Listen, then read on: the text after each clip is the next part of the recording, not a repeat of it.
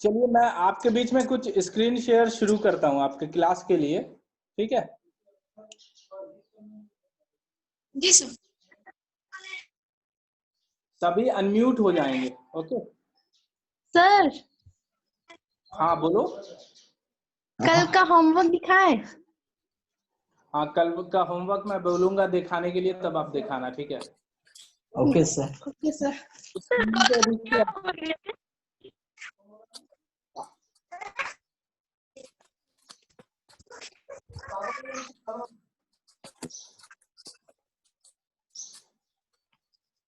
हम screen share करने जा रहे हैं, ठीक है? Yes sir. आपको आप सभी का डीजी साहब के ऑनलाइन क्लासेस में स्वागत है। प्रोजेक्ट हाई स्कूल हरलाडी क्लास 10 शिक्षक के रूप में मैं सफदर अली और हमारे साथ कुछ देर में नंद गोपाल तिवारी सर जुड़ेंगे, और हमारे गेस्ट टीचर के रूप में आज भी श्री पूरन मुर्मू जी मौजूद हैं।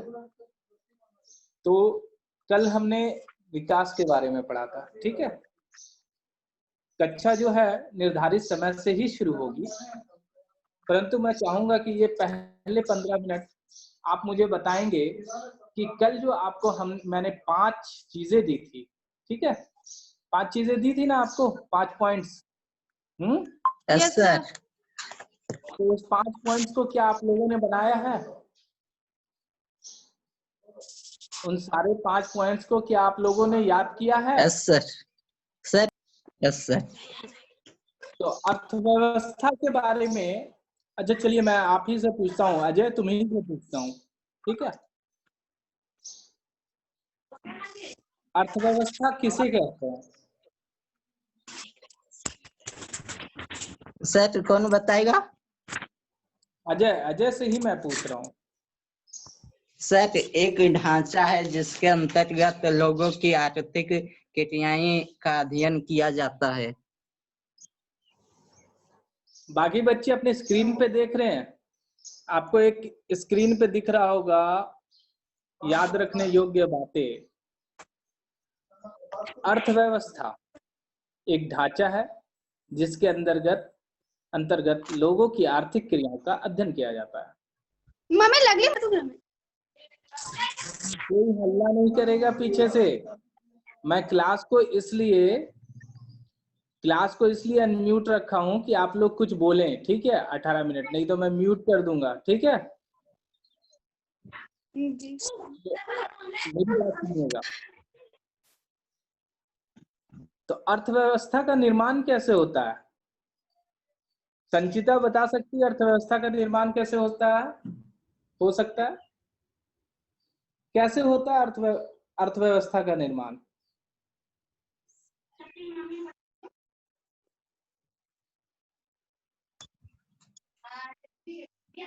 जवाब जरूरी है।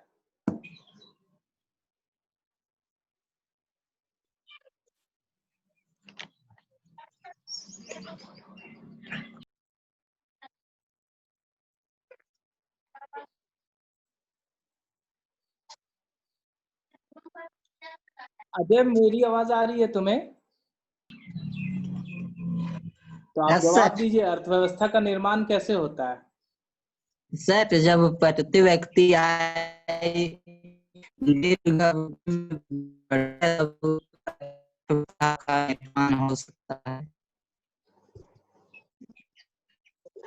अर्थव्यवस्था का निर्माण हमारी जो आर्थिक क्रियाओं का ढांचा है उसके अनुसार होता है। जैसे हम विभिन्न प्रकार की आर्थिक क्रिया करते हैं, मैंने आपको बताया था ना कि आर्थिक क्रिया क्या क्या है हमारा, बताया था ना कि हमारी आर्थिक क्रिया अलग अलग प्रकार की हो सकती है। कुछ लोग खेती करते हैं, उनकी वो आर्थिक क्रियाएं हैं। कुछ लोग, बहुत सारे लोग ऐसे जो कि दुकान चलाते हैं, उनकी आर्थिक क्रिया सामान बेचना होता है। बहुत लोग ऐसे होते हैं जिनकी आर्थिक क्रियाएं होती है मशीनरी उद्योग की, या फिर रोड में गाड़ी चलाने की। तो ये सब जब सारी चीज एक दूसरे से, सब एक दूसरे से जुड़े हैं ना, खेत वाले अपना सामान ले जाने के लिए गाड़ी का उपयोग करते हैं, गाड़ी वाला उससे दुकान ले जाता है, ऐसे करके बहुत सारे चीजों से जुड़े रहते हैं। ठीक है, तो क्या आपको लगता है कि आप लोग कृपया स्क्रीन शेयर में ही रहेंगे, जो हम स्क्रीन शेयर कर रहे हैं उस स्क्रीन शेयर को ही देखेंगे, विकास को। ठीक है, तो क्या आप लोग को लगता है, आप सभी मेरे स्क्रीन शेयर को देख रहे हैं क्या? जी सर। सामने क्या लिखा दिख रहा है? सर याद जी सर। विकास दिख रहा है सामने लिखा हुआ? जी सर। आप राइट क्लिक अपने स्वैप करेंगे लेफ्ट साइड या राइट साइड, तो आपको विकास लिखा हुआ आ जाएगा। ठीक है, आप लोग अपना वीडियो देखने से बेहतर है कि आप लोग क्लास में जो मैं कंटेंट को दिखा रहा हूँ उसके तरफ ध्यान दें। कुछ समय लगता है टेक्नोलॉजी में, लेकिन उसको समझने के बाद ये सारे क्लास बहुत आसान हो जाएंगे आपके लिए। ठीक है, सर आपको क्या आवाज नहीं आ रहा है।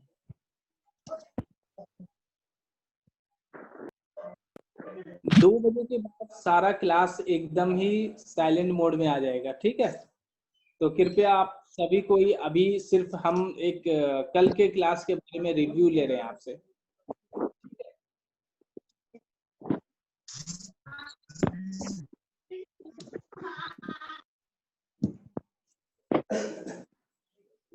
अजय, आपको अभी आवाज आ रही है? जी सर। तो हाँ, मैं जो अभी बता रहा था अर्थव्यवस्था के बारे में, कि वो एक आर्थिक ढांचा है हमारे समाज का।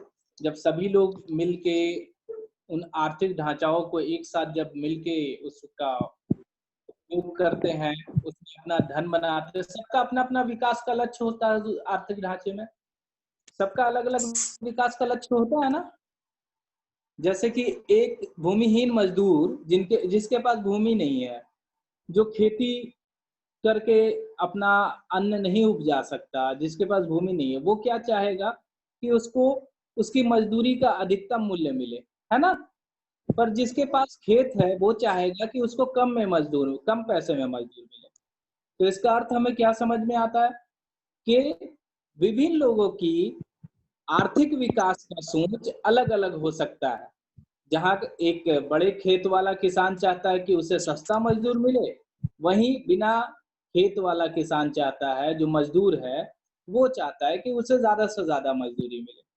तो ये हमें क्या समझ देता है कि एक ही अर्थव्यवस्था में अलग अलग लोगों के अलग अलग सोच हो सकते हैं विकास के। समझ में आ रही है बात सबको? तो इसी बात को हमने आपके सामने साझा किया था कि अर्थव्यवस्था के बारे में, जहाँ पे हम विभिन्न लोगों के आर्थिक विकास का ढांचा, उस ढांचे को ऐसे निर्माण करते हैं कि वो सारे देश के लिए बेनिफिट दे, मतलब फायदा दे। और ये जो फायदा देता है उससे हमारे वास्तविक प्रति व्यक्ति आय में वृद्धि होती है, और ये जो वृद्धि होती है वही हमारे एक लंबे एक समय में, मतलब 1 साल के अंदर जो हमारी वृद्धि दिखलाती है प्रति व्यक्ति आय में, वही किसी अर्थव्यवस्था का वास्तविक विकास का घोतक होता है। ओके, हमारा तीसरा पॉइंट था लोगों या समूहों का प्राथमिक लक्ष्य। सभी का लक्ष्य एक ही होता है, आय प्राप्त करना।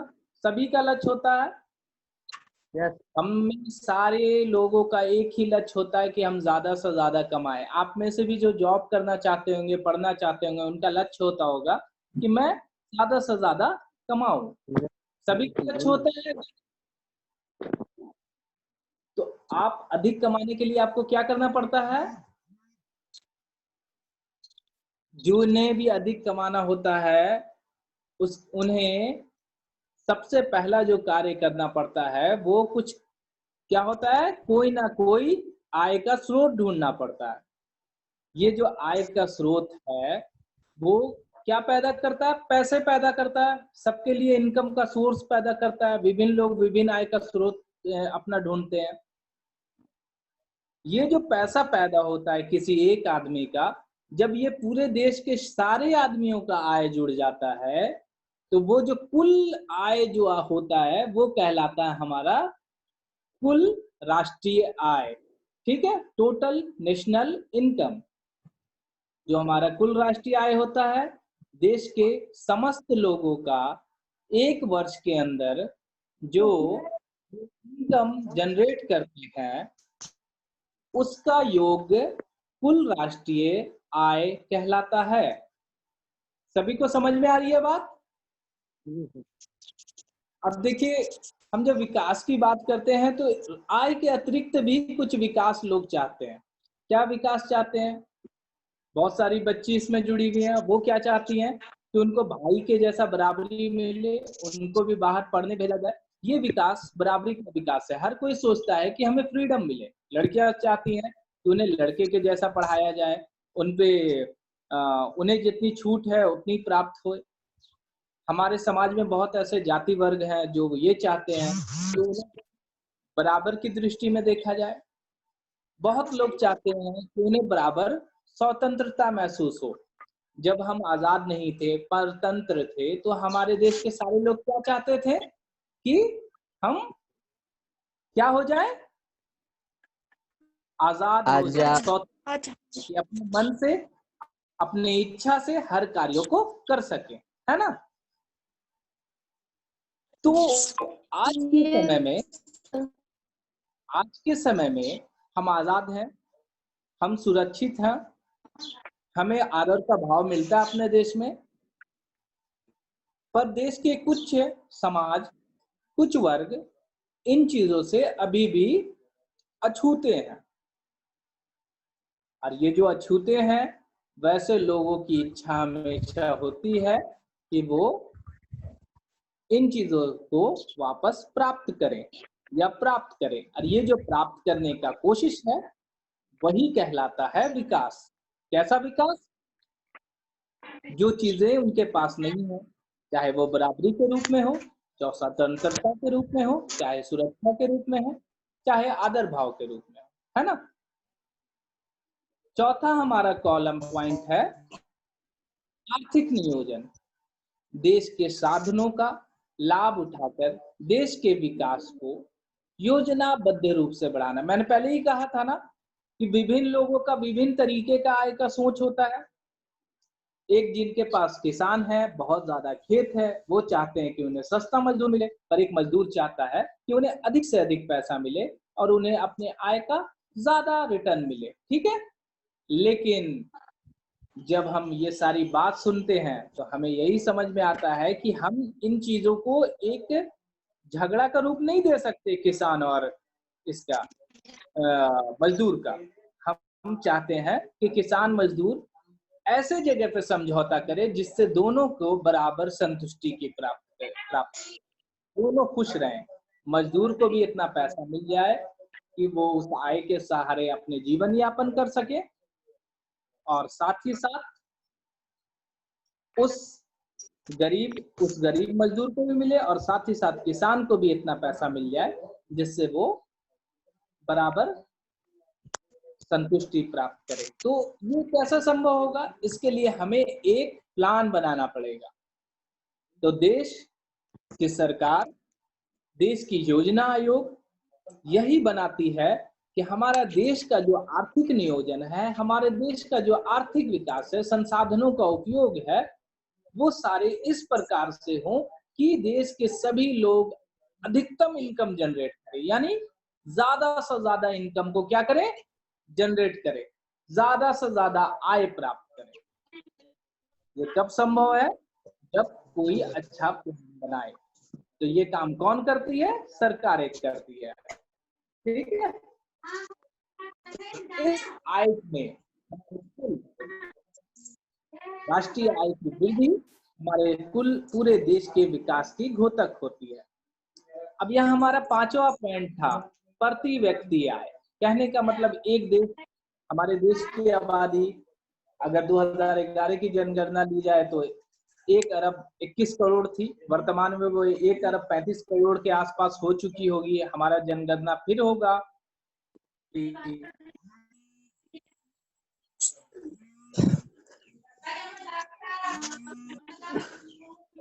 भी अभी कॉल करने की कोशिश नहीं करेगा। मैं बार बार समझाया हूँ कि जब क्लासेस शुरू हो जाएगी 1:30 के आफ्टर किसी का भी कॉल नहीं किसी को करना। तो हमारे देश की जनगणना फिर होगी अभी 2021 में फिर जनगणना होगी, ठीक है। 2011 में इससे पहले जनगणना हुई थी। 2011 में जनगणना हुई थी। 2011 के जनगणना के उपरांत हमारी जनगणना फिर 2021 में होगी। तो हम जब बात करते हैं कि ये जो जनगणना हमारी कुल जनसंख्या है, वो जो पूरी आय जो क्रिएट करती है, जो हमारे एक देश के अंदर जो पूरी आय क्रिएट होती है, उसे तो हम कुल राष्ट्रीय आय कहते हैं। लेकिन प्रति व्यक्ति आय कैसे निकालेंगे? क्योंकि हमारे देश में तो कुछ लोग बहुत अमीर हैं, जैसे कि मुकेश अंबानी, अनिल अंबानी, अडानी समूह और बहुत सारे, अजीम प्रेम जी, ऐसे बहुत सारे लोग हैं जो काफी अमीर हैं। और ऐसे बहुत लोग हैं जो 100 रुपये प्रतिदिन भी नहीं कमा पाते, पर वो 100 रुपये कमाने वाला भी देश के राष्ट्रीय आय में अपना कुछ ना कुछ योगदान दे रहा है। जिस प्रकार से एक देश के सबसे अमीर मुकेश अंबानी जी योगदान दे रहे हैं। तो इन सारे आयों को जब हम साथ में गणना कर लेते हैं, उस गणना के उपरांत उसे देश की कुल जनसंख्या से भाग दे देते हैं, तो हमारा प्रति व्यक्ति आय आ जाता है, औसत आय आ जाता है। आप नीचे की कक्षाओं में जरूर पढ़े होंगे, देखे होंगे कि प्रति व्यक्ति आय निकालने के लिए, औसत आय निकालने के लिए या फिर औसत कोई भी चीज निकालने के लिए आप सारे चीजों को जोड़ देते थे और सभी चीजों को जोड़ने के उपरांत उन चीजों को कितने से भाग दे देते थे? उनकी संख्या से भाग दे देते थे। इसी प्रकार देश की प्रति व्यक्ति आय या औसत आय निकालने के लिए कुल राष्ट्रीय आय तथा उसे कुल जनसंख्या से भाग देते हैं। तो धन्यवाद, ये हमारा कल का कक्षा था, ठीक है। आप सभी के बीच में ये कल का कक्षा को मैंने रिवाइज किया। आज की कक्षा इसके आगे से शुरू होगी। मुझे 2-3 मिनट का आप लोग समय दीजिएगा। मैं कुछ बच्चे और जुट रहे हैं, उनको टेक्निकल सपोर्ट दूंगा। आप सब यहीं पे बने रहिएगा, ठीक है। कोई भी यहाँ से जाएगा नहीं, सभी कोई यहीं पे मौजूद रहेंगे, ओके।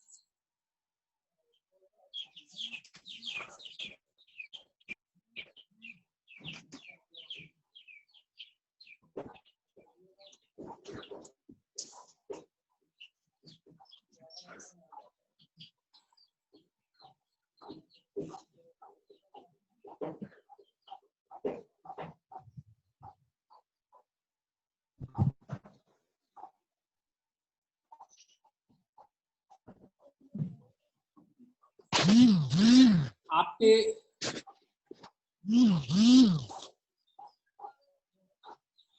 नंदगोपाल सर भी आपके बीच मौजूद हैं और साथ में सर आप अनम्यूट करें। सर आपको काइंडली अपने को अनम्यूट करें सर। हाँ सर, अब आप बोलिएंगे सर। हाँ हाँ बिल्कुल सर।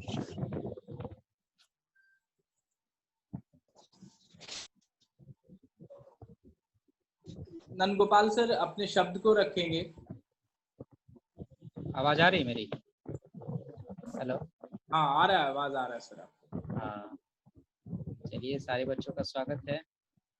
अभी आप लोग पिछले कक्षाओं के बारे में सर से थोड़ा बहुत जितना भी सुने, आगे भी आप सुनेंगे और आगे कक्षा आप ध्यान से, अभी जो बच्चे जुड़ रहे हैं उनके साथ आप भी पढ़ेंगे।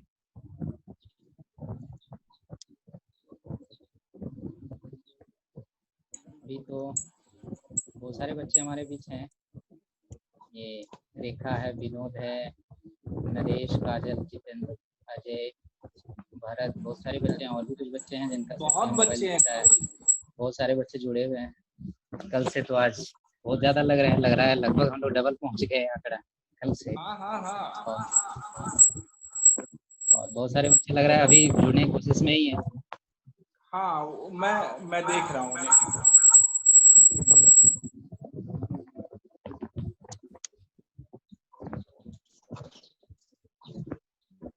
हाँ, हेलो हेलो,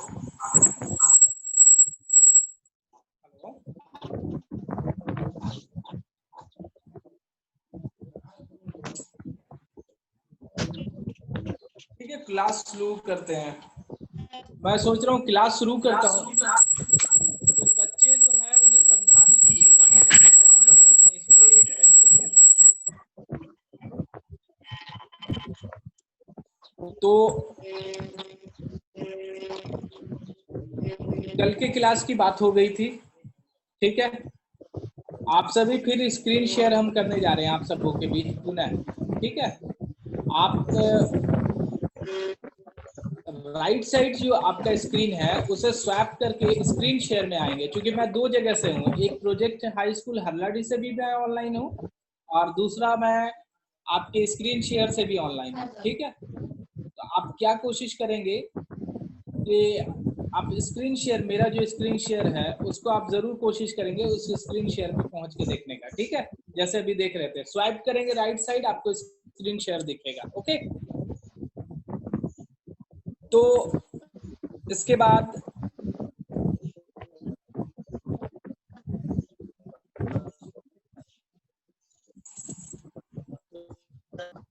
वेलकम आप सभी का प्रोजेक्ट हाई स्कूल हरलाडी कक्षा 10वीं, आप सभी का स्वागत है। आज आपका दूसरा दिन है इस क्लास में और आपकी ये कक्षाएं शुरू हो चुकी है। हमारे बीच लगभग 2 डिजिट से, मतलब डबल डिजिट से ज़्यादा पार्टिसिपेंट हैं। आप सभी छात्रों का इस ऑनलाइन क्लास में स्वागत है। पहले दिन का हमने रिवीजन किया, तत्पश्चात हम इसके आगे आज हम बुक से ही अध्ययन करते हुए आगे बढ़ेंगे।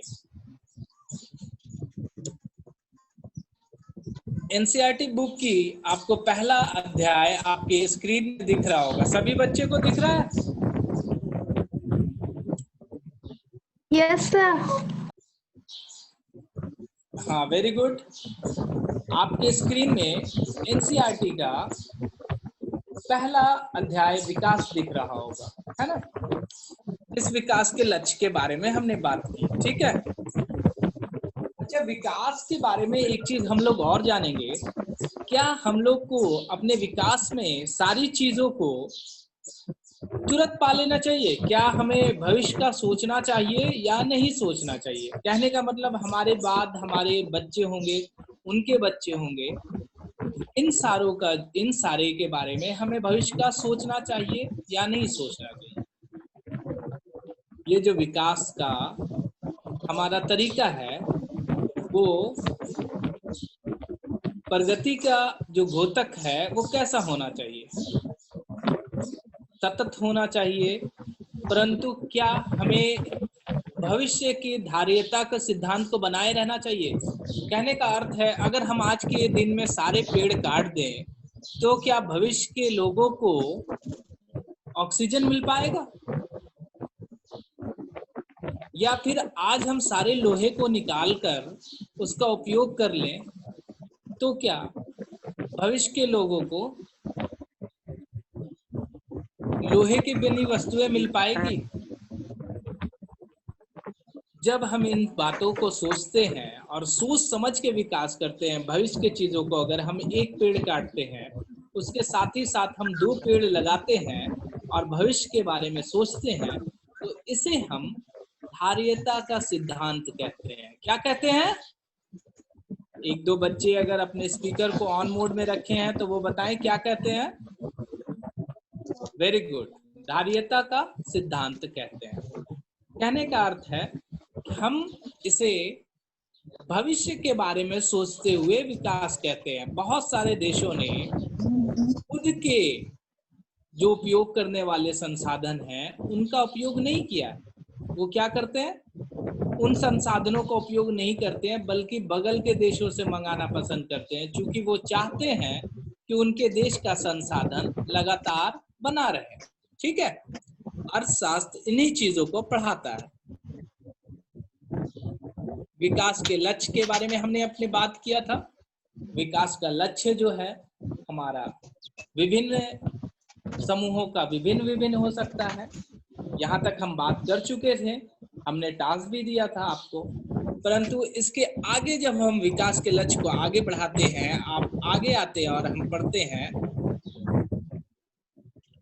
इस बात को हम सब जाने ना कि एक के लिए जो विकास है वो दूसरे के लिए विकास ना हो, यह संभव है। देखिए मैं स्क्रीन पे लाता हूँ। एक तरफ दो बातें साफ हैं। एक अलग लोगों के लिए विकास लक्ष्य भिन्न भिन्न हो सकते हैं। कहने का अर्थ है, देखिए यहाँ पे एक तरफ ये बातें साफ हैं, एक अलग अलग लोगों के विकास के लक्ष्य भिन्न भिन्न हो सकते हैं। आपके स्क्रीन में हाइलाइटेड होता हुआ दिख रहा होगा। जो एक व्यक्ति के लिए विकास है वो दूसरे के लिए विनाश भी हो सकता है। हो सकता है ना? किस प्रकार से? आप समझिए कि अगर हम संपूर्ण जीव की बात करें तो हम अगर एक पेड़ काटते हैं तो वो किसी ना किसी चिड़िया के घोंसले को नुकसान पहुंचा सकता है, दूसरे के लिए ये विनाश हो गया। परंतु अगर सिर्फ हम मानव रूप की भी बात करें तो बहुत सारा विकास दूसरे के लिए विनाश हो सकता है। अगर मेरी बात को एकदम ध्यान से सुनिएगा, किसी नदी में बांध बनाना उस नदी के उस क्षेत्र के लिए जहां विकास पैदा करता है, वहीं वो नदी जहां से बह कर जाती है, जिस क्षेत्र में जाती है, वहां पानी की समस्या पैदा होती है और उस क्षेत्र के लिए एक अकाल जैसी स्थिति उत्पन्न होती है और ये चीजें वहां के लिए विनाश का घोतक हो सकता है। तो जहां बांध बनाना एक अच्छी बात है, वहीं ये आगे वो नुकसान भी पैदा करता है। तो आपको समझ में आया कि कुछ चीजें किसी जगह के लिए विकास है, किसी लोग के लिए विकास है तो किसी के लिए विनाशकारी भी है। तो इन चीजों को बैलेंस जो करना, जो हम बैलेंस करते हैं कि विकास जो हो वो सबके लिए बराबर हो, धारियता के साथ हो, भविष्य को भी देख के हो, तो ये जो चीज हम करते हैं यही सतत विकास कहलाता है और यही किसी देश के लिए लंबे काल को उसको मजबूत करने के लिए सबसे आवश्यक चीज है। इसके उपरांत हम आएंगे वापस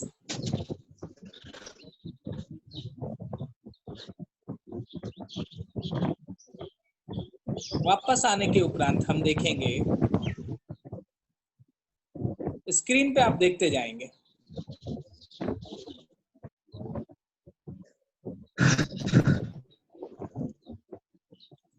विकास के रूप में सिर्फ खाना, बराबरी, स्वतंत्रता और सुरक्षा सिर्फ महत्वपूर्ण लक्ष्य जरूर हैं, परंतु इसके अतिरिक्त केवल भौतिक वस्तुएं पर्याप्त नहीं। हम क्या चाहते हैं कि हमें और ज्यादा चीजें मिले। जैसे क्या मिले? जैसे कि हमारा भौतिक जीवन बेहतर हो। जैसे कि आप जानते हैं कि हमारे विकास के बारे में कल बताया था कि हमारे पूर्वज जो थे वो बंदर थे, तो ऐसा नहीं कि बंदर थे तो उन्होंने विकास करते हुए इनका पूंछ हटा, ठीक है, होमो सेपियंस आते आते समय लगा, परंतु ये जो चीजें हुई, ये जो विकास हुआ वो तो प्रकृति रूप से कुछ कुछ बदलता गया, परंतु हम लोगों ने क्या विकास किया था? हमने पत्थर के औजार बनाए। हम पहले छुप के सरवाइव करते थे, सरवाइव करने के बाद हम बच के रहते थे, परंतु जैसे ही हमारे हाथ में औजार हुआ हम शिकारी हो गए।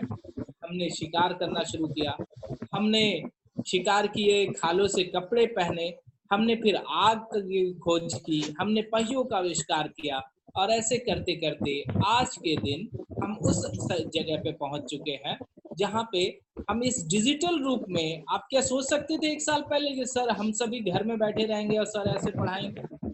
कोई नहीं सोच सकता था। आज के परिवेश में हम एक डिजिटल कक्षा में पढ़ाई कर रहे हैं, तो ये विकास का घोतक है ना? क्या जिनकी वॉइस अगर ओपन है तो सभी को बात समझ में आ रहा है? ये विकास का घोतक है ना? Yes sir. विकास का घोतक है। देखिए और बहुत सारी अभौतिक चीजें भी है। अगर आपको यह स्पष्ट लगती है तो अपने जीवन में अपने मित्रों की भूमिका के बारे में जरा सोचिए। आपको इनकी मित्रता की इच्छा हो सकती है। इसी तरह और भी बहुत सी चीजें हैं जिसे आसानी से मापा नहीं जा सकता, लेकिन उनका हमारे जीवन में बहुत महत्व है, बहुत सारा महत्व है। इनकी प्राय उपेक्षा कर दी जाती है। इन चीजों की हम क्या कर देते हैं, उपेक्षा कर देते हैं। लेकिन यह निष्कर्ष निकालना गलत है, जिसे मापा नहीं जाता वह महत्व नहीं रखता। ये सोचना एकदम गलत होगा कि जिन्हें मापा नहीं जाता वो हमारे लिए कोई काम का नहीं। चलिए आपको एक उदाहरण देखिए, अगर आपको कहीं दूर दराज के इलाके में नौकरी मिलती है, दूर, बहुत दूर जगह में, तो उसको स्वीकार करने से पहले आप क्या जानेंगे कि कितना आय मिल रहा है। कहने का अर्थ ये है, बहुत सारे कारकों के बारे में सोचिएगा। अगर आपको बहुत चीजों को सोचिएगा, अगर आप अपने गांव से उठकर मुंबई नौकरी करने जाते हैं तो आप जरूर सोचते होंगे कि मुंबई में मैं जो जीवन जीऊंगा उसके अनुरूप मुझे भोजन मिल पाएगा कि नहीं, खाना मिल पाएगा कि नहीं, और उसके अतिरिक्त हम उतना बचा पाएंगे कि नहीं कि अपने घर में भेज पाएंगे। इसलिए तो आप अपने गांव में इनकम सोचते हैं, उससे कहीं अधिक आप शहर में सोचते हैं कि शहरों में उससे कहीं अधिक इनकम की आप कोशिश करते हैं। ठीक है, कभी कभी आप अधिक आय वाले नौकरी को छोड़ देते हैं और कम पैसे वाली नौकरियों को ज्वाइन करते हैं। क्यों ऐसा होता है? बहुत सिंपल सी बात है, जिन चीजों को आप माप नहीं सकते उनका रीजन है। वो चीजें हो सकता है आपके घर से कम दूरी हो उस जगह पे, या अगर आपको कह दिया जाए कि आपको मैं 1000 रुपया प्रत्येक दिन दूंगा, आप चलिए जम्मू कश्मीर के बर्फ के बीच में खड़े होकर और पूरे दिन मेरे लिए काम कीजिए, तो आप उस जगह पे 1000 में भी तैयार नहीं होंगे। क्यों नहीं होंगे? क्योंकि आपको लगेगा कि उतनी ठंड वाली जगह में मैं 1000 रुपये में दिन भर खड़ा होकर काम करूंगा। तो स्थल के अनुसार भी आप कभी कभी अपना सैलरी, वेतन का चयन करते हैं। परंतु अगर मैं आपके गांव में ही आपको सिर्फ 500 रुपये देता हूं तो आप खुशी खुशी तैयार हो जाते हैं काम करने के। तो ये जो चीजें हैं वो स्थान के हिसाब से, जगह के हिसाब से, सुविधाओं के हिसाब से नौकरी और वेतन में अंतर तय करती है। और आप जो चीजें को माप भी नहीं सकते उन चीजों पे भी क्या करते हैं, महत्व देते हैं। क्योंकि आप इन चीजों को, सुविधाओं को तो आप माप नहीं सकते, हर चीजों को, आपके अंदर की फीलिंग्स को नहीं माप सकते। कभी कभी आप बाहर नहीं जाना चाहते क्योंकि आप अपने परिवार से प्रेम करते हैं, तो अपने परिवार से प्रेम करते हैं तो आप बाहर नहीं जाना चाहते। तो जब आप परिवार से प्रेम करने के चलते बाहर नहीं जाते तो सिंपल सी बात है कि आप उस टाइम जो चीज के चलते आप बाहर की नौकरी त्याग कर रहे हैं उसका माप संभव नहीं है। इसी तरह विकास के लिए लोग मिले जुले लक्ष्यों को देखते हैं। यह सच है, यदि महिला वेतन भोगी कार्य करती हैं तो घर समाज में उनका आदर होता है। अगर महिला को वेतन मिलता है और वो नौकरी करती हैं तो उनको घर समाज में उनका आदर बढ़ जाता है। आप देखते होंगे ना, जो जॉब करती हैं महिलाएं, उनको अगर वो जब घर पहुंचती हैं तो लोग बोलते हैं देखो तो जॉब से आई है तो अभी छोड़ दो, अभी थोड़ा थक के आई है तो उसे काम नहीं करने दो, वो कुछ काम करके आई है। तो लोग उस टाइम उससे नहीं, लेकिन घर में जब महिलाएं रहती है तो उनसे क्या सोचते हैं कि वो कुछ भोजन सामग्री बना दें, आपकी कुछ सेवा कर दे। तो निश्चित रूप से जब महिलाएं भी कार्य करती हैं तो उनको भी उनकी स्तर ऊंची होती है, और वेतन भोगी महिलाएं या कार्य करने वाली महिलाओं को समाज में कुछ ऊंची आदर की नजरों से देखा जाता है। तथ्य यह भी सच है कि अगर महिलाओं के लिए आदर है तो घर में उनके काम काज में ज्यादा हाथ बटाया जाए और घर से बाहर काम करने वाली महिलाओं को अधिक स्वीकार किया जाएगा। सुरक्षित और संरक्षित वातावरण के कारण ज्यादा महिलाएं विभिन्न प्रकार की नौकरी या व्यापार कर सकती हैं। अगर महिला को छूट दिया जाए कि आप आराम से जॉब करो और उन्हें डर भी नहीं हो, सारी तरफ अच्छा माहौल हो, खुशी का माहौल हो, उन्हें कोई परेशानी ना हो, कोई रास्ते में कोई समस्या ना हो, तो वैसे जगह पे महिलाएं ज्यादा बाहर निकल के काम कर सकेंगी। तो अच्छा वातावरण, सुरक्षित का मतलब है जो उन्हें सुरक्षा प्रदान कर, संरक्षा मतलब जो उन्हें संरक्षित करता है। तो ऐसा वातावरण जहां महिलाओं को इज्जत मिलता है, महिलाओं को ज्यादा ध्यान रखा जाता है, वैसे जगह पे रूप से उन नौकरियों के लिए भाग ले पाती हैं। तो नौकरियां क्या करती हैं? नौकरियां सिर्फ आय नहीं जनरेट करती, महिलाओं या किसी अन्य लोगों के स्टैंडर्ड ऑफ लिविंग को, उनके जीवन स्तर को भी बेहतर करती है। अगर महिलाएं काम करती हैं तो उनका जीवन स्तर भी पहले से बेहतर हो जाता है। होता है कि नहीं? होता है ना? जी सर। अब यहाँ पे हम कुछ चीजों को विचार करते हैं। अलग अलग लोगों की विकास की धारणाएं अलग अलग हैं। क्यों अलग अलग है? क्योंकि लोग भिन्न भिन्न होते हैं। कुछ हद तक ये बात सही है कि लोग भिन्न भिन्न होते हैं। क्योंकि कैसे भिन्न भिन्न होते हैं? लोग अलग अलग जगह से, अलग अलग तरीके से, अलग अलग परिवेश में अलग अलग प्रकार के आय के स्रोत जनरेट करते हैं। तो अगर मैंने अभी बार बार आपको समझाया मजदूर और किसान के बारे में कि एक मजदूर अलग सोचता है और किसान अलग सोचता है, तो ये पहला तो पॉइंट सही है। और क्योंकि लोगों के जीवन की परिस्थितियां भिन्न भिन्न है, ये भी पॉइंट दूसरा भी सही है। लोग के जीवन की परिस्थितियां भिन्न भिन्न है। तो आज हम लोगों ने जहां तक विकास पढ़ा उसमें कुछ क्वेश्चन है, 4 क्वेश्चन आपके सामने दिए हुए हैं। आपके पास पाठ्य पुस्तक भी होगी। आप उन चारों को अपने भाषा में बना के लाएंगे, ठीक है? इसके अतिरिक्त अब मैं कुछ चीजें और इस पार्ट की इंपॉर्टेंट चीजें आपके सामने शेयर करता हूं।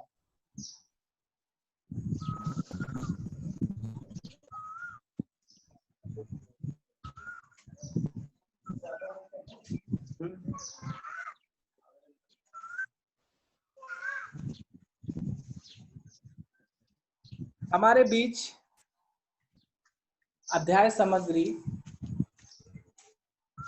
मौजूद है, जिसमें हम जो सबसे पहला पॉइंट है, आप सभी इसको, सभी बच्चे मेरी आवाज सुन रहे हैं? सभी को मैं अनम्यूट कर रहा हूं। आप सभी अनम्यूट, जी सर। हाँ, सभी अनम्यूट हो जाएंगे, ठीक है? सब अपने स्पीकर को अनम्यूट कर देंगे। सभी अनम्यूट होने के बाद मैं एक बात पूछ रहा हूं कि आप स्क्रीन पे दिख रहा है अर्थव्यवस्था आपको? Yes sir. हाँ, सभी को दिख रहा है। आप उसके पॉइंट्स को नोट करेंगे, ठीक है? अर्थव्यवस्था यस किसे सर। कहते हैं? Yes sir. अर्थव्यवस्था एक प्रणाली है जो लोगों को आजीविका प्रदान करती है। क्या करती है? आजीविका, जीविका प्रदान करती है। वेरी गुड, आजीविका प्रदान करती है। मतलब जीवन जीने का जो स्रोत है, जीवन जीने का जो तरीका है, वो हमें प्रदान करती है, ठीक है? तो उस आजीविका, जो जीवन हम जीते कैसे हैं? भोजन, भोजन के लिए धन की जरूरत होती है, और धन हम कैसे प्राप्त करते हैं? अर्थव्यवस्था में किसी ना किसी प्रकार का योगदान देके, ठीक है? उसके दूसरा पॉइंट है पूंजी। ये सब सुविधाएं जो वस्तुओं और सेवाओं को प्रदान करने के लिए आवश्यक है। अगर हम कोई भी वस्तु लेते हैं या कोई भी सेवा लेते हैं तो हमारे पास कुछ पैसे होने चाहिए कि नहीं? होने चाहिए ना? ये जो पैसा हम चाहते हैं, वो पैसा, जी सर। हाँ, जो पैसा हमें चाहिए, जो आजीविका के रूप में पैसा चाहिए, वो पैसा जो हम आजीविका चलाने के लिए, पैसा जो सुविधाओं को खरीदने के लिए सेवाओं के एवज में देते हैं, वो भी बहुत जरूरी है ना? और तीसरा है आर्थिक विकास। आर्थिक विकास एक ऐसी प्रक्रिया है जिसके द्वारा एक अर्थव्यवस्था की वास्तविक प्रति व्यक्ति आय दीर्घ अवधि में बढ़ती है। तो मैंने अभी एक्सरसाइज में ही आपको बताया था ना, जब देश के सारे जितने भी लोग हैं, सारे के सारे लोग एक साल के अंदर जो इनकम जनरेट करते हैं, और वो इनकम पुराने जो इनकम को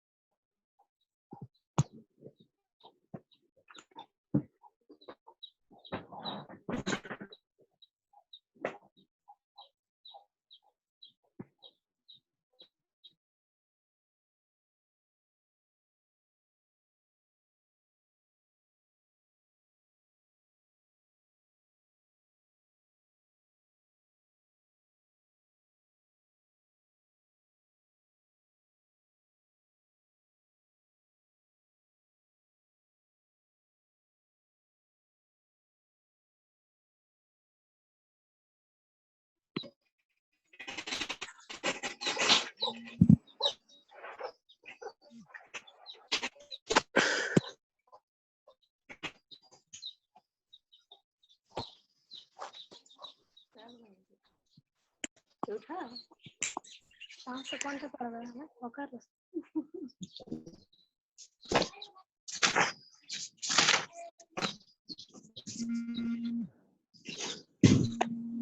कैंसिल करेंगे।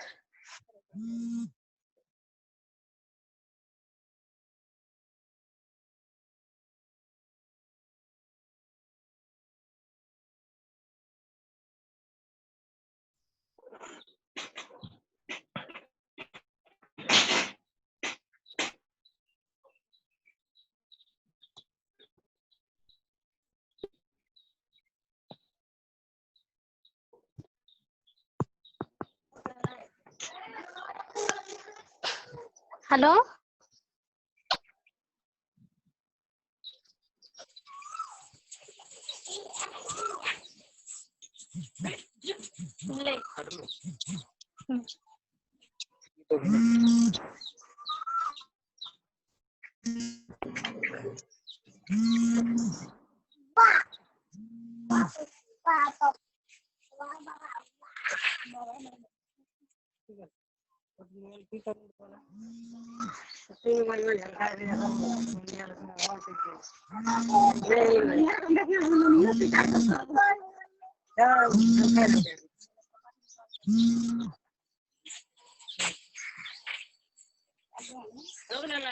मेरी आवाज सबको सुनाई दे रही है?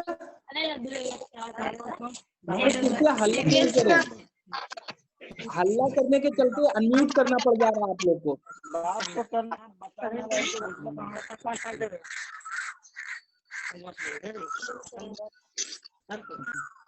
मेरी बात सुनेंगे आप।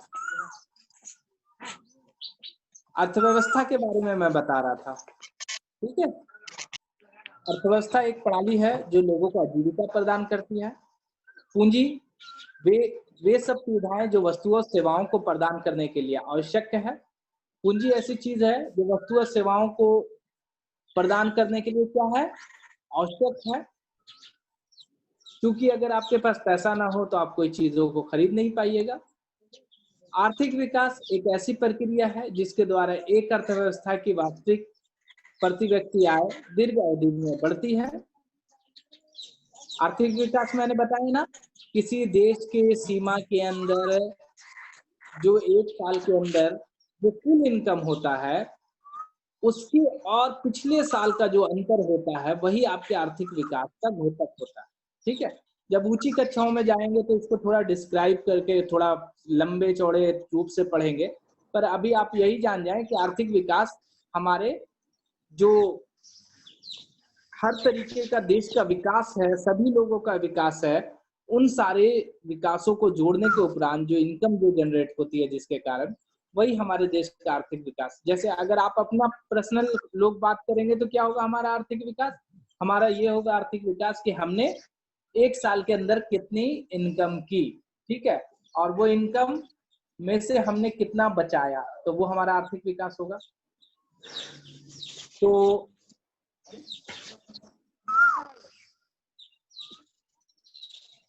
आप सभी को मैं एक बात पूछना चाहूंगा कि हमारा जो विद्यालय है, मेरा एक प्रश्न था, हमारा विद्यालय सार्वजनिक है या निजी है? सार्वजनिक। हमारा विद्यालय सार्वजनिक क्षेत्र में आता है। वेरी गुड, शाबाश, बहुत अच्छा लग रहा है कि आप में से 20-25 बच्चे जुटे हैं और आप लोग इन चीजों को पढ़ रहे हैं, ठीक है।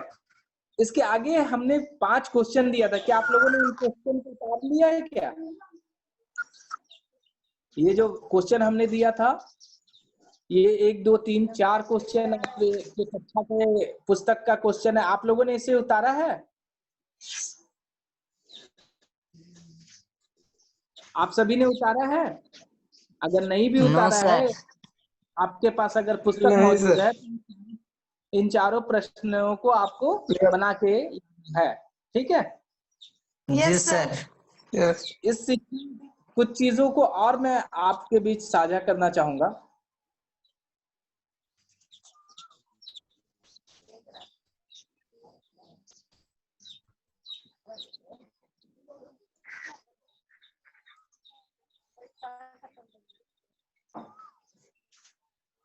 कल मैंने इस 5 पॉइंट को बताया था, ठीक है। आप में से कौन कौन इस 5 पॉइंट को, मैं इसे हटा रहा हूं, इन 5 पॉइंट को कौन कौन बताएगा? अजय, क्या तुम इस पॉइंट को बता पाओगे 5 को? सर। मैं इसको स्क्रीन से हटा रहा हूं, ठीक है। आप 5 पॉइंट जी सर। बिना देखे बताएंगे, मैं सुन रहा हूं, ठीक है। जी सर। ओके, चलिए आप 5 पॉइंट बताएं एक एक करके। सर, अर्थव्यवस्था एक ढांचा है जिसके अंतर्गत लोगों की आर्थिक क्रियाएं का अध्ययन किया जाता है। Very good. आर्थिक विकास एक ऐसी प्रक्रिया है जिसके द्वारा एक अर्थव्यवस्था की वास्तविक प्रति व्यक्ति आय दीर्घ अवधि में बढ़ती है। Very good.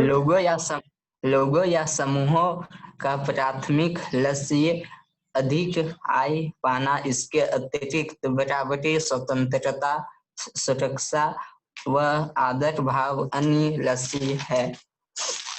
Very good. आर्थिक नियोजन देश के साधनों का लाभ उठाकर देश के विकास को योजनाबद्ध रूप से बढ़ाना। औसत आय या प्रति व्यक्ति आय बराबर कुल राष्ट्रीय आय बट्टे कुल जनसंख्या। बहुत अच्छे, बहुत अच्छा, ठीक है। अभी आपको स्क्रीन में क्या दिख रहा है अजय?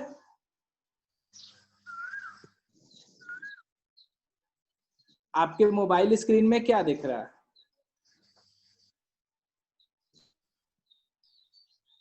क्या दिख रहा है Ajay? Sir, DG7 online classes project high school. बस इतना ही दिख रहा है? और कक्षा 10वीं सब्जेक्ट। Very good. आपके लिए एक चीज मैं भेज रहा हूं, वो भी आपको दिखना चाहिए, ठीक है। जी आपके सर। लिए क्या दिख रहा है? कुछ दिखा? जी सर, हैंड। और क्या दिखा आपके लिए?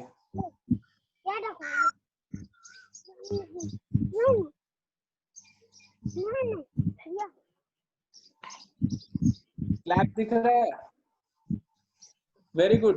बाकी बच्चे भी ऐसे ही चीजों को बनाएंगे। अब मैं एक एक करके सारे बच्चों से रिव्यू लेना चाहूंगा। जितेंद्र अपने को अनम्यूट, खुशी, शिखा और दिव्यानी, तुम लोगों ने सब चीज को कल पढ़ाई की थी, तुम लोगों ने कल सारी चीजों को याद किया है? Yes sir. तुमने कॉपी दिखाओ, तुमने क्या क्या लिखा, आज क्या लिखा दिखाओ तो। आज कुछ लिखा तुम लोगों ने? जी मैं दिखा रहा।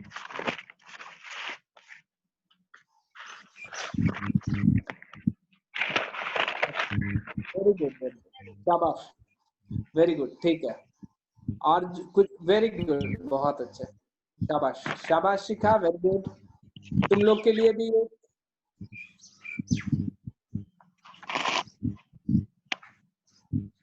तुम लोग के लिए भी एक, वेरी गुड, ओके। चलो नेक्स्ट प्रियंका के पास आते हैं। प्रियंका 2 रोज से काफी मेहनत कर रही थी। पहले प्रियंका अपने को अनम्यूट करो। प्रियंका अपने को अनम्यूट करो।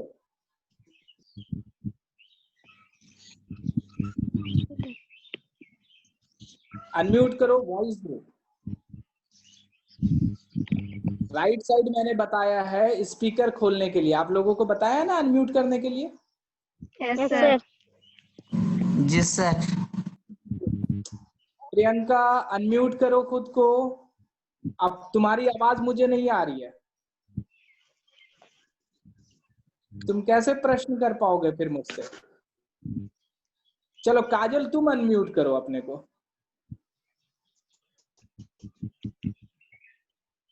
काजल यस सर। तुमको सुनाई दे रही है मेरी बात?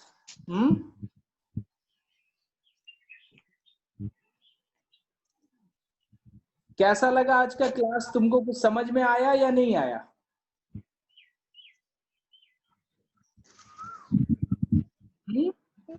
समझ में आया आज की बात? पहले तो आप लोग कोशिश कीजिए कि आप लोग किसी अच्छे जगह पे बैठ कर और क्लास कीजिए। मतलब कोशिश कीजिए कि अच्छे से बैठ के कॉपी पेन लेके अच्छे तरीके से क्लास कीजिए। अगर आप अच्छे से बैठ के क्लास, और हाथ में मोबाइल रखने से बेहतर है कि सामने किसी जगह मोबाइल रख दीजिए और मेरी बातों को सुनिए, ठीक है? Yes sir. प्रियंका तुम अपने को अनम्यूट करो, अनम्यूट करने नहीं आ रहा है।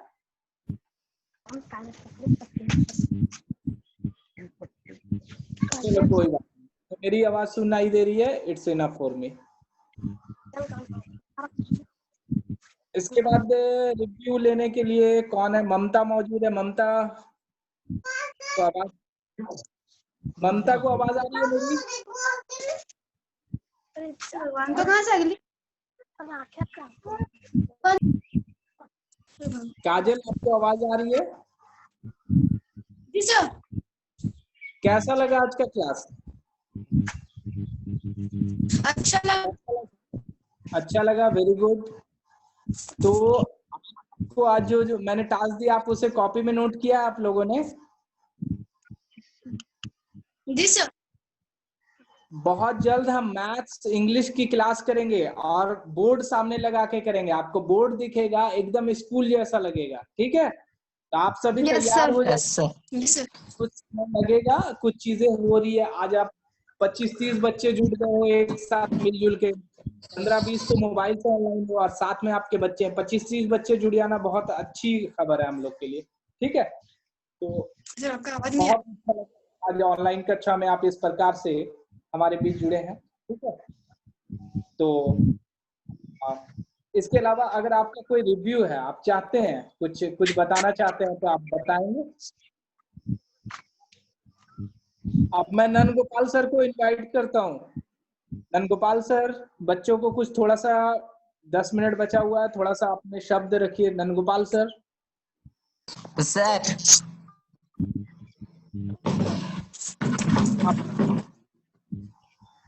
सर हाँ बोलो बोलो, क्या बोलना चाह रहे हो? जो बनाई है वो दिखा सकते हैं? हाँ तुम दिखा सकते हो। स्क्रीन शेयर का मैंने परमिशन दे रखा है, अगर चाहो तो दिखा सकते हो अपने स्क्रीन में। स्क्रीन शेयर कर सकते हो। जी सर। कैमरा में दिखा दो। एक काम करो, तुम कैम में अपने दिखा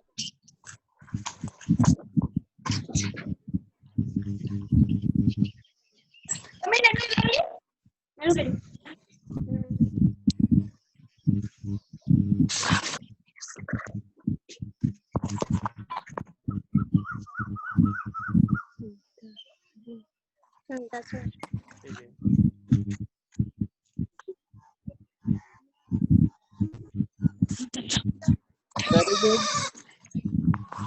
अजय? हाँ sir. Very good, very good, very nice Ajay, very nice. Thank you sir. Sir मैंने भी बनाया है। संचिता भी बनाई है? सर वही कल का होमवर्क कर रहा हूँ। संचिता भी साथ में मौजूद है? Yes sir. Very good. ऐसे ही टास्क बनाया करो। 4 क्वेश्चन मैंने दिया है, आज भी उससे भी बनाना है, ठीक है? अब यस सर। हमारे बीच में पूरन सर मौजूद हैं। आपके साथ वो 2 शब्द अपने ही इससे आपके बीच रखेंगे, ठीक है? Please sir. सर ये कौन सा है?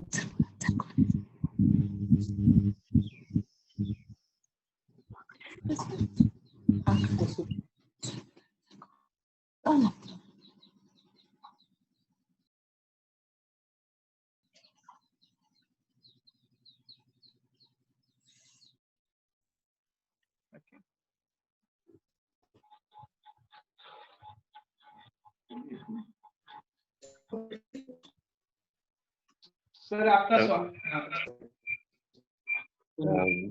बच्चों आज का क्लास कैसा लगा? सर अच्छा है ना? लगा। इसके महत्व को समझा जा सकता है या नहीं? क्या जी सर। है ना? हमारे कहने का मतलब है कि ऑनलाइन क्लास इतना महत्वपूर्ण हो सकता है, ये बात तुम लोगों के समझ में आ रही होगी, है ना? Yes sir. यदि इसके महत्व को समझ में आ रहा है आसानी से, तो इसी अनुसार मेहनत करना है। मेहनत करने का हमारा कहने का तात्पर्य है कि अपनी पूरी तैयारी के साथ, जिससे फिजिकल तौर पर हम ट्यूशन के लिए जाते थे, तो अपने आप को मेंटली प्रिपेयर करते हैं कि जा रहे हैं ट्यूशन पढ़ने के लिए। वहाँ अपने को पूरे तरह से कंसंट्रेट करके शिक्षक के द्वारा बताई जाने वाली बात को सुनते हैं। उसके बाद जो भी होमवर्क मिलता है, हम अपने घर पर होमवर्क के प्रति खुद को कंसंट्रेट करते हैं, है ना? तो इसी तरह से ऑनलाइन क्लासेस में भी पूरे ईमानदारी से जो भी बातें यहाँ बताई जाती हैं, उनको सुनना है, समझना है, और कहीं भी समझने के क्रम में यदि कोई परेशानी हो, कोई भी भाषा, तो तुरंत उसको रिव्यू के क्रम में रखा भी जा सकता है कि सर कुछ भाषाई समस्या आ रही थी। भाषाई समस्या कहने का मतलब हमारा है ऐसे इकोनॉमिक्स में मिलते हैं जिसका व्यावहारिक जीवन में उपयोग नहीं होता, तो ऐसे शब्दों को समझना यह ज्यादा महत्वपूर्ण होता है, क्योंकि हम समझेंगे तो बात को आसानी से हम याद रख पाएंगे। क्या ऐसा लगता है? हेलो, हमारी बात समझ में आ रही है? Yes sir. जी सर। तो इकोनॉमिक्स में कुछ शब्द हैं जिसका शब्दार्थ आसानी से समझ में नहीं आएगा, तो ऐसे शब्दों को समझने पर विशेष बल देना है। ऐसा न कि जो शब्द पुस्तकों में दिए गए हैं हम उसी रूप में उस शब्द को याद कर रहे हैं, उस शब्द को समझना असल चीज है। तो हम समझते हैं कि इसमें सजगता आपके तरफ से जितनी होगी, सभी बच्चों के लिए आप जितने सजग रूप से जुटेंगे, जितना उत्साहित दिखेंगे, तो क्लास न सिर्फ मजेदार होगा बल्कि सबों के लिए काफी लाभप्रद भी साबित होगा। और हम लोग प्रयास करेंगे कि इसमें इम्प्रूवमेंट करते हुए इसको और जितना भी बेहतर बना सकें। ठीक है क्या? ऐसा इच्छा है ना कि इस क्लास को हम लोग और मजेदार और ज्यादा उपयोगी बना सके? बिल्कुल ना? बिल्कुल। तो आज के लिए हमारे के लिए इतने ही शब्द हैं। हम लोग अगले दिन के कक्षा में मिलते हैं ना, और अब आप लोगों के बीच फिर से सब आ रहे हैं।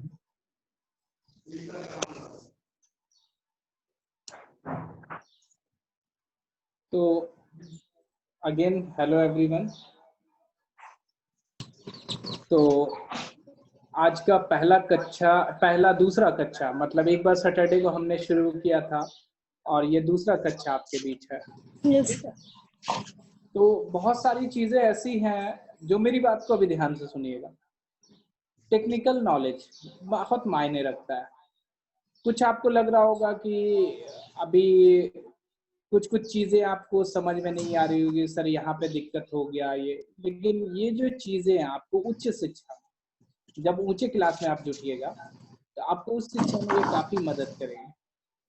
ठीक है, क्योंकि अभी जो आप ISC के बाद जब जाएंगे कोचिंग क्लासों में, जब आप चाहेंगे इंजीनियरिंग का क्लास करने के लिए और अन्य क्लास करने के लिए, तो आपको उसमें बहुत ज़्यादा आपको मिलेगा कि आप ऑनलाइन शिक्षा हासिल करें। लिखा रहेगा कि आप उनसे सीडी ले लें या फिर उनसे पेन ड्राइव ले लें, उनमें क्लासेस ले लें, या फिर लिखा रहेगा कि आप 1 से 3 बजे के बीच ऑनलाइन होके उनका ऑनलाइन क्लासेस को ज्वाइन करें। तो आप बहुत मतलब अच्छे समय में जी रहे हैं कि वो जो टेक्निकल गैप जो आ जाती थी आपको ऊंचे स्कूल वाले बच्चों के साथ, जो शहरी बच्चों के साथ, वो सारे गैप इस बीच में भर जा रहे हैं। आप जान ले रहे हैं कि कैसे मुझे पढ़ना है, कैसे ऑनलाइन कक्षा में पढ़ाई करना है। लेकिन इस बीच में एक चीज आप ध्यान रखिएगा, टेक्नोलॉजी जितनी आसान होती है उससे ज्यादा उसको समझना मुश्किल होता है। जब तक आपने समझ लिया टेक्नोलॉजी, आपके लिए शिक्षा बहुत आसान हो जाएगी। तो शुरुआत में आपको ये लगे कि नहीं बहुत दिक्कत आ रहा है, मैं नहीं समझ पा रहा हूँ, तो इसको ये चलते छोड़ना नहीं है, आपको प्रयास करते रहना है। आप प्रयास करते रहेंगे तो आप जरूर अच्छे से सफल हो जाएंगे और उन चीजों को अच्छे से आप कर पाएंगे। इसलिए प्रयास जरूर करना है। आज बहुत सारे बच्चों का मैसेज आ रहा है क्लास शुरू होने के बाद, कम से कम 20 बच्चों का मैसेज आ रहा है, मैं ऊपर से देख रहा हूँ कि सर जुड़ नहीं पा रहे। आज हमारे पास 25-30 बच्चे जुड़ गए, मेरे लिए बहुत खुशी की बात है। तो वो बच्चे को भी मैं टेक्निकल स्ट्रॉन्ग करूंगा। आप 12 बजे तक टेक्निकल क्लास के लिए कैसे जुड़ना है, क्या करना है, सभी से मुझसे पूछ ले। क्योंकि आज देखिए कुछ बच्चियां मैं दिखा रहा हूँ, कुछ बच्चे दिखा रहा हूँ, इसमें काजल है और फिर जाके प्रियंका है। ये लोगों ने मुझसे बात किया और जाना कि कैसे सर जुड़ना है, और ये लोग जुड़े और सारी की सारी जानकारी हासिल की। तो ऐसे ही भरत कुमार है, ये लोगों ने जानकारी हासिल की कैसे जुड़ना।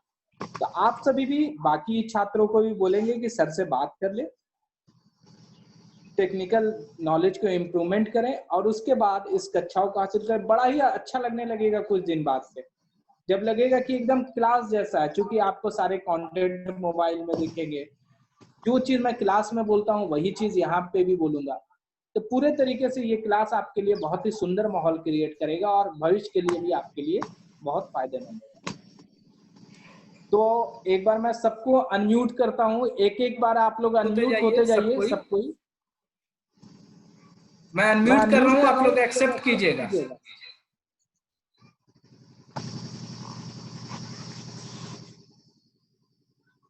अनम्यूट होइए, आप लोग एक्सेप्ट करते जाइएगा।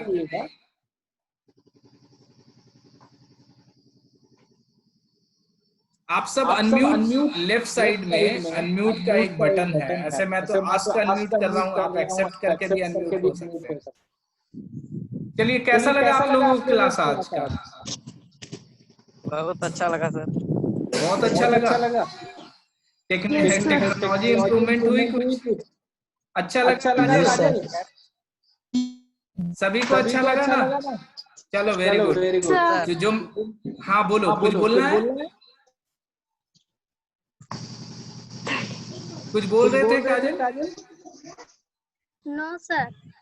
अच्छा अगले रोज से कॉपी लेके मोबाइल को सामने रख के जो चीज भी लिखने बोलेंगे उसे उतारना है और अच्छे से क्लास करना है, ठीक है? सभी कॉपी पेन लेके बैठेंगे हम लोग। बस 1-2 दिन के अंदर मैथ्स का भी और सर साइंस के आ जाएंगे तो उनका भी सारा क्लास हम लोग शुरू करेंगे, ठीक है? जब तक लॉकडाउन। Yes sir. आज यहीं तक रहने देते हैं। आप सभी को thank you very much. Thank you sir. Okay, class को यहीं पे एंड करते हैं। ओके कल मिलते हैं फिर 2 बजे। ओके।